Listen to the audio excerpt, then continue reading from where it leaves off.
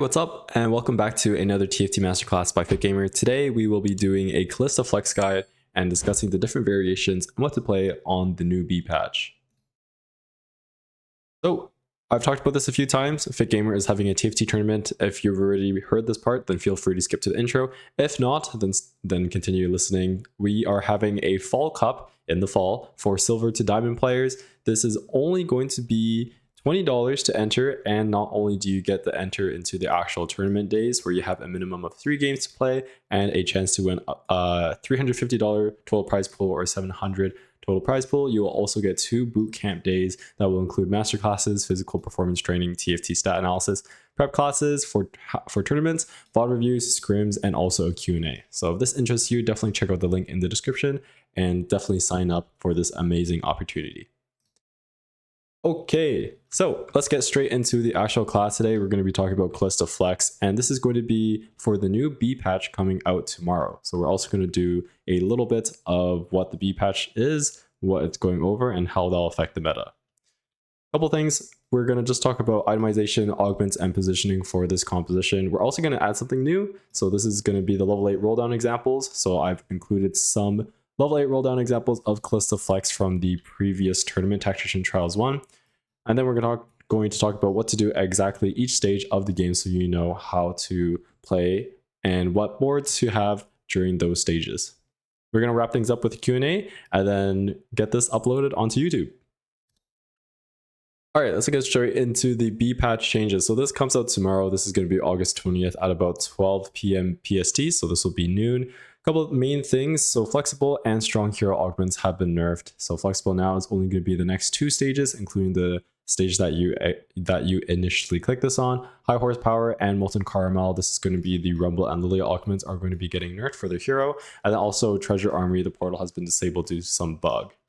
Couple of trait nerfs. 3 portal splash was too strong, 4 vanguard, and also a 5 pyro nerf. And then we move on to the units here. Ari, surprise surprise, gets a nerf along with Nyla. So this is really going to target that 2 cost reroll composition, and those comps are definitely not going to be as strong. And then the main ones is going to be Fiora plus the Nasus nerf. So this is really going to affect how we want to be playing our Kalista Flex comp. Fiora not only gets her initial ability damage down from her AD scaling, the ability split damage is also going down. For Nasus, his tankiness is untouched, however he will be doing less damage from his cast that scales with his HP. So now instead of doing 20% of his HP, now he will only be doing 15%. So this is the patch details for the B patch. Moving on to the actual composition now, this is what our default level 8 Kalista board is going to look like. Technically, this is the low roll version if we do not hit any of the 5 costs that we want. What is this comp? This is a level 8 physical damage comp where we essentially have 3 main units. We have Kalista as our backlane, AD carry, DPS. We have a melee carry. This can be either AD or AP. And then we also have a main tank. Technically, melee carry can be 2 ranged units as well, such as like Gwen or Morgana. But this can be just any frontline carry duo to help out Kalista with damage. So those are the 3 main units that we're going to play around in this Kalista composition. Because of the new nerfs to Fiora and Nasus, we're going to change this a little bit. So instead of always trying to get that Fiora duo carry, we can now also play around Camille, Briar, and Gwen. Technically, we could do this before, but now we are more encouraged to do this. And then also, as I mentioned, the Nasus tankiness is untouched, but will deal less damage now. So this is what the initial board looks like. We have a ton of traits here. 3 multi-strikers, so our Kalista is pumping out damage. 2 Chrono from our Jax and Zillion. Jax eventually becomes Camille. 2 Fairy, so we get that Fairy crown onto our Kalista with Kalista and Rakan pairing. Preserver, just for some extra healing and mana gen. Pyro, in this case, we have Pyro from Akali Nasus. Shapeshifter is very important because Nasus is going to be our main tank, at least in this version. So giving him that extra HP from Shapeshifter is super important. And then we also have Warrior for some healing, extra damage, and Witchcraft for some extra debuff to the enemies. So that is what the default Kalista board looks like. We're going to talk about some itemization now. So as mentioned, Kalista is going to be our backline DPS AD carry. This is going to be the unit that we want to be itemizing first and item prioritizing. So the thing with Kalista is you only need to make 2 items for her, and she really likes bow items. So none of this Infinity Edge. We want to be going for bow items such as like Rage Blade, Last Whisper Red, and Runons. Any combination of this is fine. You just have to make sure that on your board you have some sort of Sunder. Kalista applies it best because she is very consistent. And then if you don't have like a Sunfire Cape, then you could build Red. Rage Blade is fine as well, and then Runon's worst case scenario. For our AD melee carry, so this is going to be like Fjord, this is going to be Briar, this is going to be Camille, maybe even Olaf too on your initial roll down for a bit. BT Sterix is a very strong combo for these units. Gives them sustain, gives them tankiness, and then that +1 can be either an Infinity Edge, Edge of Night, Deathblade, or a QS. And then last but not least, for our main tank, so in this case, it can be Nasus, it could be Taric, it can be Rakan, but Rakan is probably the worst out of these 3 tanks. He's just here for traits. It's going to be main tank, and these tanks want to be holding more of like magic tank items. So this means like Crown Guard, Helm, and then any items such as like Warmox, Redemption, Vow, and Steadfast are very good. One thing to note is classic tank items such as like Bramble, Declaw, Stoneplate. They're not as good in the meta right now. Declaw got its healing cut by 50%, which is huge. Bramble is just not that great of an item, and Stoneplate is only good on Wukong. Of course, based off tempo, sometimes you have to slam these items and they're not ideal, but this is game-to-game case scenario, but this is going to be best in slot main tank items, and then this is going to be not as great as items. So that is going to be what the BIS itemization is going to be for the level 8 board.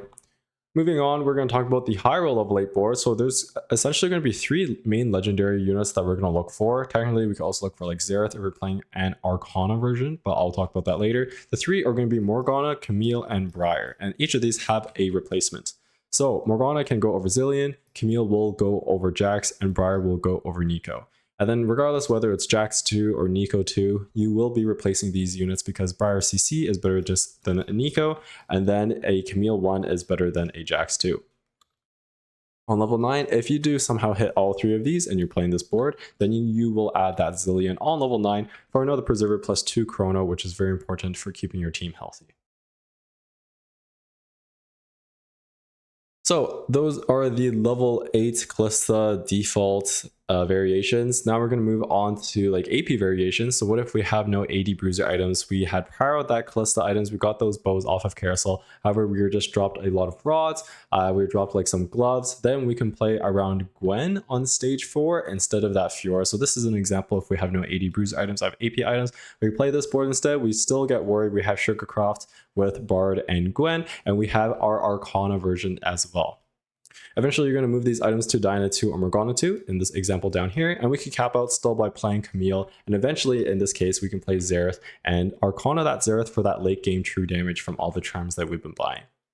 In regards of whether or not to move items to Diana or Morgana level 9, it just really depends on which one you have to start, or at least like which one you have paired. Both of them use very similar items like Decap, Adaptive Helm, Crown Guard, Spark, BT. All of these are great, even Vow. So that is the AP Duo version of Kalista, and the very last one is just the no Fiora Kalista but still playing around AD. So in this case, you need another melee item holder that will replace this Fiora. So this is going to be either like Briar or Camille, and then also Olaf too if you hit him on your roll down and you need to stabilize on stage 4. In this case, your main tank can either be Taric or Nasus 2-star depending on what you hit first, and then you will do some replacements eventually on level 9 or just when you hit, unless they're not itemized, or unless they are itemized. So Diana will go over Taric, Camille will go over Jax, Briar will go over Nico, and then Xerath can go on level 9. So that is, I think, all the variations that we have. In this upcoming patch, I believe Fiora is going to be just, well, not as good, obviously from her nerfs. So knowing how to play around that and play around other melee carries while still playing Kalista is super important. We're going to move on to some positioning now. So this is kind of our default board. In this case, I showed the high roll board, but this can be Jax, this can be Nico, and then this will just be like Zillion over here. So that is just like the basic standard positioning, but regardless, so Nasus, you definitely want to be getting tanked first. So whether or not they're single target damage or just like have all their carries on one side, you want to make sure that Nasus, being your main tank, is getting hit first before your carries. Camille, you want to make sure that she is not in front of the enemy main tank because of her reset mechanic. So this is kind of just situational, just scout around, make sure that she is in front of some unit that she's able to kill with her true damage and that she is on the same side as the Kalista. So then you are giving her that sunder even though Camille does true damage. For Kalista, you want to make sure that she is avoiding hitting the main tank. So in this case, you just scout around, make sure she doesn't get stuck, especially on units such holding like Eternal Winter, and that she avoids getting CC'd because most of the time you will be building that Rage Blade on Kalista. So if like Tahm Kench is like over here, then she is 4 hexes away. You want to make sure that she is opposite side. And then like let's say that there is a Nami on this side. Well, the most units is over this way, so you'd want the same side against the Nami, and hopefully she just ults like this. Especially if you have Zillion. Like if you have Zillion like this, then Nami will definitely ult for the largest clump. So in that case, you could just swap sides or make sure that you are spread out. Fire position is pretty easy. Just make sure that she doesn't get one shot and she's going to jump to the largest clump anyway. So you just have to make sure that she casts once to get that stun in, or I guess it is a stun. And then Morgana, if she has items, then she could be frontline, default middle. If you're worried she's not going to cast, then she has a 2-range unit, so you could just put her in the second line. And then the very last one is Zillion. Zillion's stun is actually very, very useful, so make sure that he is in front of, oops, that's not a straight line. Make sure that Zillion is in front of some melee carry or some CC units that you are able to like stun and then hopefully burst down before they cast, something like a Tahm Kench. So that's how you want to be positioning everything. Rakan normally just goes on the outside. You can argue that you want Rakan next to your main unit, so then his shield will go over. However, the shield is very minuscule. It's like 150 shield, which is not that much. So you just put him wherever, and then Kali is here just as a trait bot. That is going to be just your regular level 8 positioning, or just your regular positioning in general. We're going to move on to Keepers positioning. So you might be wondering, oh, why are we playing Keepers? This is not just like a melee reroll comp. Well, Keepers is really strong in this specific composition because a lot of your composition is frontline, especially even if you have a Morgana over the Zillion. So because we have so many frontline units, they benefit greatly from Keepers. And then with this, you can definitely position same side of the enemy because you have that start of combat shield.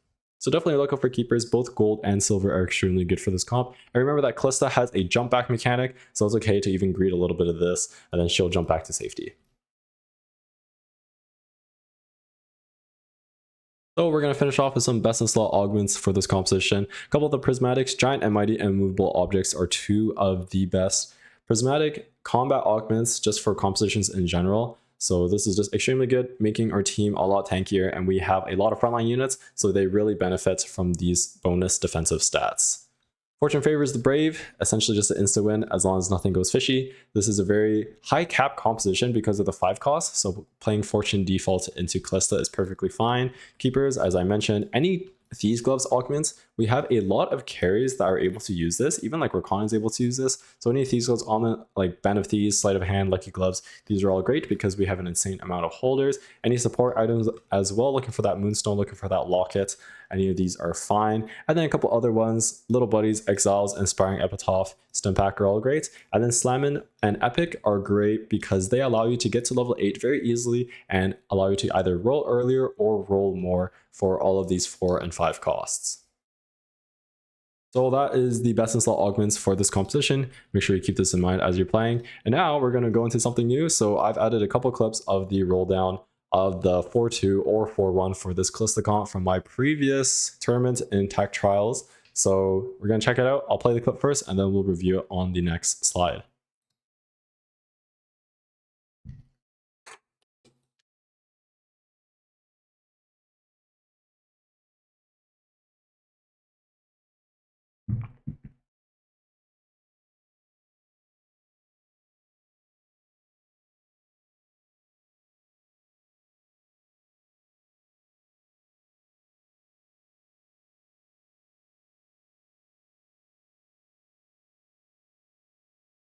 All right, we're just about done rolling here with 10 seconds left. Make sure that you start focusing on your items. In this case, I didn't really have enough time to position, but I kind of just move my units in general, make sure that Nass is on the outside, Fiora is not getting hit first, and that Kalista is just on the same side as our Fiora. So we'll break down this roll down here. So what are we doing? 4-2 roll down, this is our first example. Make sure that you're holding just any core units, so not only from the default comp, but like Tar can be flexed in, Gwen can be flexed in, Something to note, I think I just passed it, but make sure that you're not, oops, sorry. Make sure that you're not buying very, very expensive charms. So here there's one that was like Earthquake for $5, but since I'm already rolling down on, I'm already rolling down and I don't want to spend that much money on a charm, so I skip it. You can go for like Econ Charm instead, or even like those one costs like full team armor, full team magic resist are very good as well. So you can skip expensive charms while as you're rolling down, and then you want to make sure that you're stopping around 10 gold and not just completely sending it to 0. So then you have options later either to roll back down or to like try to go level 9 depending on how hard you hit, and then focus on your items and your positioning. One thing I did here, this can be pretty argumentative, but I think my board is like pretty decent enough. I hit like a couple 2 stars and just like good items. So I greeted Xerath for 1 turn. Sometimes you're able to get like that extra 5 cost chance just from having Ascendanton. So this is just like a personal thing. Azilian is definitely stronger than the Xerath here because I'm not playing the Arcana version, and that would give me 2 Chrono and also 2 Preserver. So that's just if you're wondering what the Xerath was about. So that's the first one.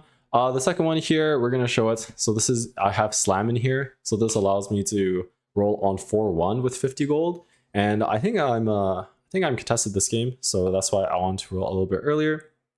Rolling down here, remember you're holding these Tarics.